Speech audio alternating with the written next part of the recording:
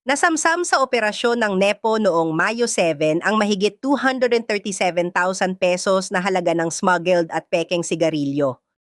Ayon kay Police Colonel Richie Claraval, 4 na individual ang naaresto sa nasabing police operations sa Nueva Ecija.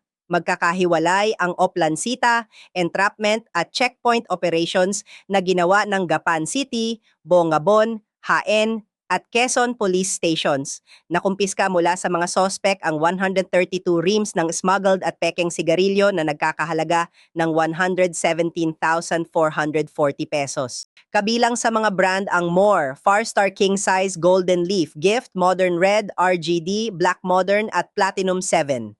Nahaharap ang mga sospek sa kasong paglabag sa Customs Modernization and Tariff Act at iba pang batas. Samantala, 112 reams ng pekeng sigarilyo ang voluntaryong isinuko ng concerned citizens sa iba't ibang police stations. Tinatayang nagkakahalaga ang mga ito ng 119,610 pesos.